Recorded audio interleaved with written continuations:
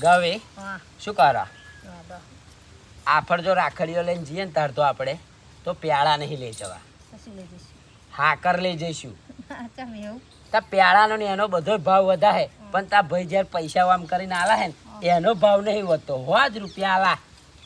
ઓહો, એટલે તમારે હાકર મને લેવડાવી છે એમ? હો હાકર જ લેવડાવું. તમે પેડા કરતા મારા ભાઈ બહુ મોંઘો હે, તમને લઈ આવશે હું માં જાતે લઈ લઈશ પેડા બેડા. અલી પણ પૈસા તો માર ગરજામી જ જવાના ને, ગોળ જમો તમારું તમારું જ જો નહીં. અહીં લાઈન આવું કામ નહીં કરતી. તું કામ કરો હું વાત સાચી હે, પણ હું તને એવું કહું હું એમ આવું જોઈતું નહીં, તમે બોલશો જ નહીં. જો આપણે પહેલી વખત લઈ જા ત્યાં પેલા વડોદરાથી મોંઘા મેના પ્યાડા લાવ્યા, તો એને હો આલ્યા. પછી ખંભાતથી પેલું ઊંચા ઓટલા વાળાનું શ્રીખંડ લાયા આપણે, અને શ્રીખંડ લઈ ગયા તો ખવડાવવા, તોય હો આલ્યા. આ તો પેટ્રોલનો ય ખર્ચો આપણે જ નહીં નિહાળતો, બોલ હે?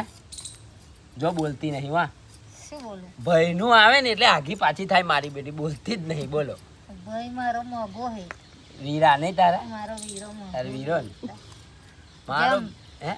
જેમ દયા પેલું જેઠાલાલમાં દયા નહીં, હોવે એમ સુંદરલાલ ભાઈ કેવું મોંઘો એવો મારો ભાઈ મોંઘો હે. બરાબર. એટલે હાકર પણ નહીં. આફર તાર ભાઈને એવું કહે છે કે આફર તો તાર ચાર્જ વધારે હાલવો પડશે, જેમ કે આફર હોવાના પેટ્રોલમાં તાર બનેવી નહીં ચાલે, 500 નોટ તાર બનેવીને હાલવી પડશે. જેમ કે તાર બનેવી કે લાયા હે ગાડી, એટલે આજ આજે ફોન કરીને કહી જ દેજે હો. તમે તો બોલી જજો ને. ના મને શરમ આવાલી એન જોડે પૈસા માગતો, શરમ સોની. શરમ આવે બકા. તમારે જો એ તમારે બોલી જવાનું. તો જય માતાજી મિત્રો, તમારે શું કેવું? આફર 500 નોટ લેવી પડે ને તો કોમેન્ટ કરીને જણાવો. જય માતાજી. આમાં ગવી હે આમાં કે